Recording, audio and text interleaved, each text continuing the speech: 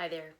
I want to continue our conversation about how we're framing not only right now this pandemic, but also other challenges that we faced in life or will face in life in the future.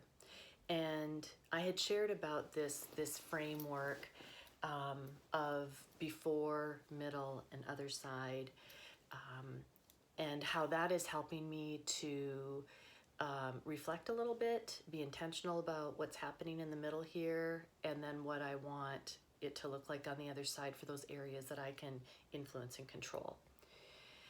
And so on a humorous point, I look at Hallmark movies differently, or like TV shows in general. Although TV shows, I'm not even sure, I haven't watched a TV show in ages. It's typically, Netflix or Sling or something like that. But when I watch it, I'm like, ooh, 6 feet, folks, 6 feet. Don't share that drink. Oh yeah, you shouldn't be meeting it for coffee right now. All of those thoughts run through my mind.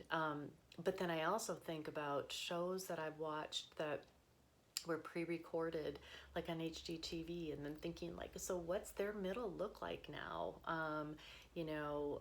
Because they're experiencing this somewhere in the world as well. So it's interesting, again, that connectedness strength of mine kicks in and goes different places.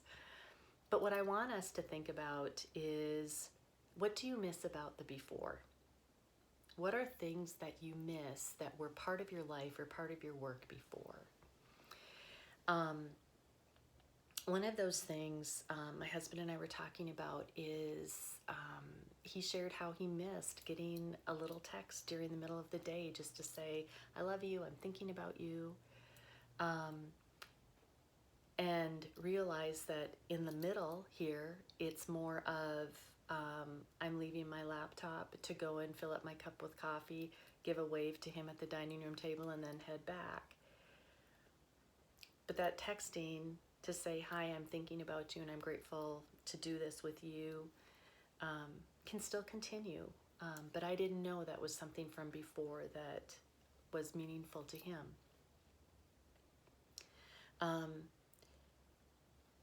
When we think about the middle too, I think about the dining room table and how that's changed. I mean, folks, right? So many of you are using your dining room table as a workspace. And so what used to before maybe be where the family gathered for a meal, now is cluttered as a workspace.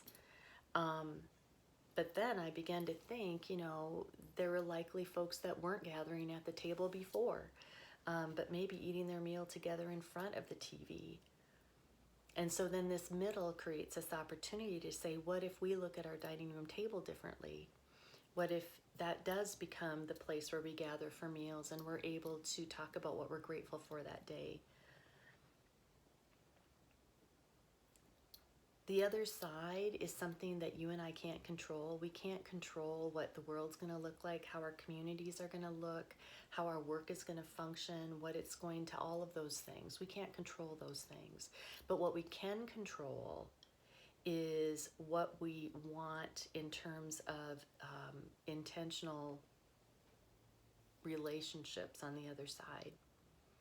Because what I do in the middle right now, what I do in these times that sometimes feel messy, but what I do in the middle right now makes a difference on what that other side is going to look like. And so I want to just encourage you to kind of think about this like I've been thinking and challenging myself, is to ask, what do I want the other side to look and feel and function like? The parts that I can control, the parts that I can influence. If you're a parent, what do you want your relationship with your kids to look and feel and function like on the other side? Because what you do right now during this time, how you interact, and goodness, we're going to mess up because we are in tight spaces. Okay, but that's what restoration is about, because we can say I'm sorry to our kiddos and be able to step up and say, wow, you yes, you do need to do the dishes, but the way I asked you, I need a redo on that. See, even that practice in the middle is going to impact what it looks like on the other side for that relationship. And as leaders in the workplace, what do we want our relationships with those that we're leading to look and feel and function like on the other side? You know, what do we want our work culture, those work customs or habits to be on the other side? Because how we treat our people now, how we speak to them, how we show up for them now in the middle is going to impact how they show up for us and how they show up for the company and the organization on the other side.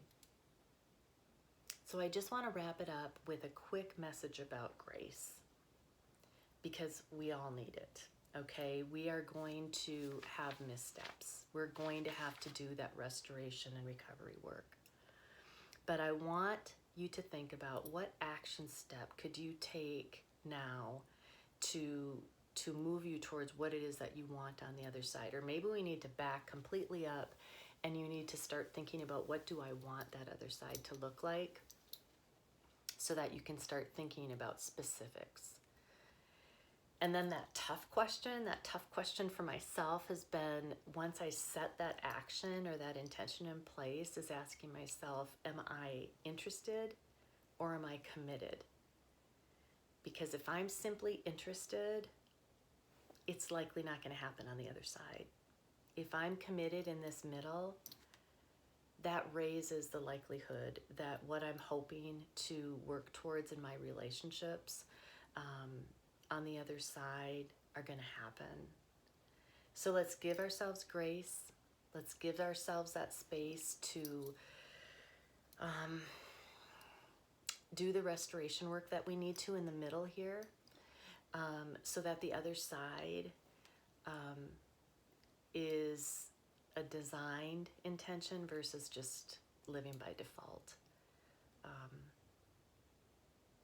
I'm praying for us all, and I'm trusting that as we do this hard work in the middle, that the other side, that there's a lot to be hopeful for. So just keep being faithful in those little things, keep doing the next right thing, and as always, be relentlessly kind to everyone, and that includes yourself.